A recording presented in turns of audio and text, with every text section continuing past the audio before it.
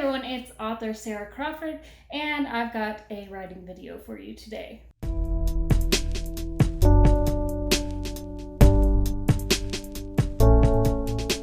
So today I'm going to be talking about 5 tips for indie authors.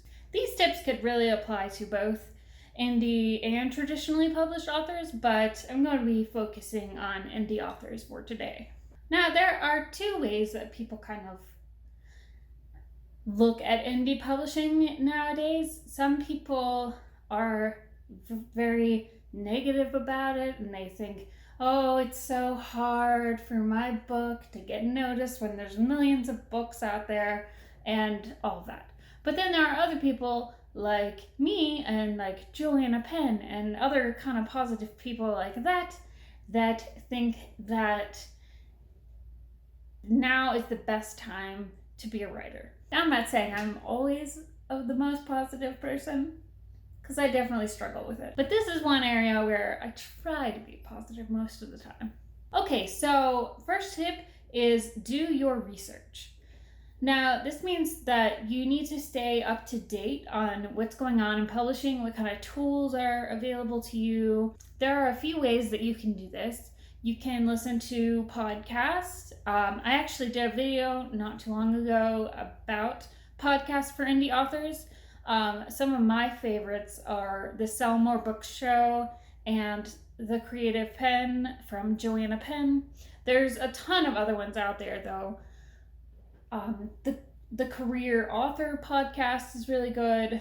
And there are also a lot of blogs that will keep you up to date with everything going on in publishing, and those are also good things to keep up with.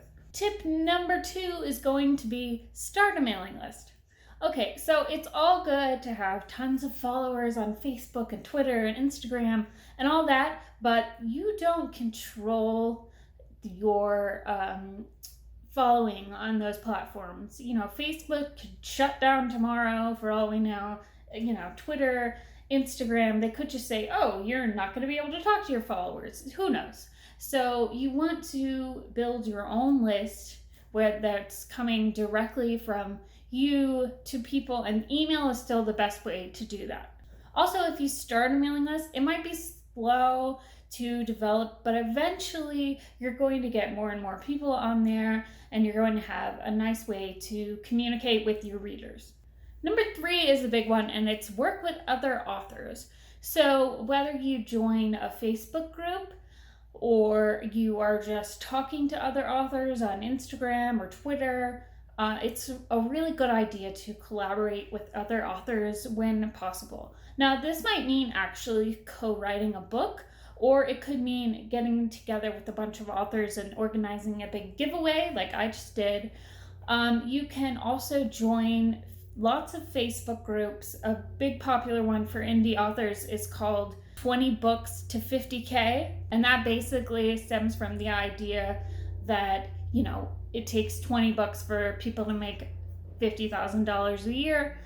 That's obviously not true for everybody, but that's where the name comes from. But my point is here that you can talk to other authors and, you know, see what's going on with them, see how you can support them, how you can help them, and maybe they'll return the favor. So you can do newsletter swaps, you can, you know, have critique partners. There are tons of ways that you can help other authors and be helped by other authors.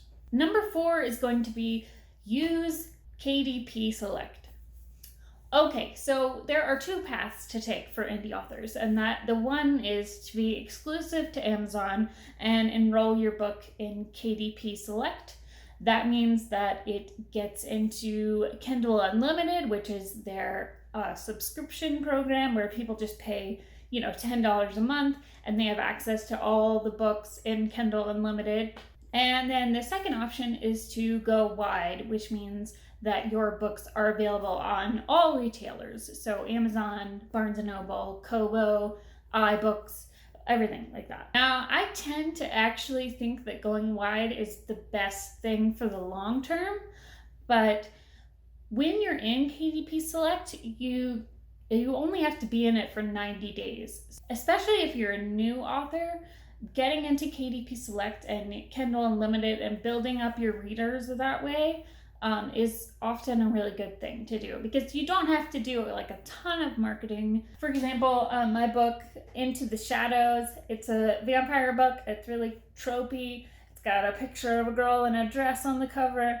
So I really didn't have to do much marketing at all, but I put it in Kindle Unlimited and I've been getting page reads every day. Currently, all my books are in Kindle Unlimited except for my 30-day writing challenge book. That's the only one that's wide right now. I do plan to go wide with all my books at some point in the near future, maybe later this year or next year. But if you're starting out, I think it's a good idea to put your books in KDP Select. And the last tip is going to be pick one social media platform and really get involved there. Now, I don't always follow this advice, but it is, I think, good advice. So you can get worn thin very quickly if you try to be the best at Twitter and Instagram and Facebook and, LinkedIn. I don't know if any authors are really trying to do LinkedIn right now, but now I have a presence on all of these platforms, but I'm really getting into Instagram lately. I definitely try to post something there every day. So anyway, my point is, instead of spreading yourself totally thin, you want to pick one platform where you can get very involved and try to build up your following. And social media is a really good tool for meeting other authors and connecting with readers and connecting in that way. You don't want to just be constantly selling and, hey, buy my book, because then that gets annoying and people don't want to follow people that do that. So you want to give people value. And that's true for everything that I talked about, really. The mailing list, working with other authors, being on social media, having a blog, having a vlog, all this content. The most important thing to do is to provide value for people so that they will want to follow you. And then, if you suggest, hey, maybe you can buy my book 3 months after you've been providing all this awesome content for people for free, they're much more likely to buy your book. Okay, so those are my 5 tips for indie authors. What about you guys? Are you indie authors? Do you have any suggestions or things that have been helpful? I would love to hear about it. Don't forget to subscribe to my channel if you'd like to see more videos about writing, and sometimes I talk about books and music. Thank you so much for watching, and I will see you in the next video.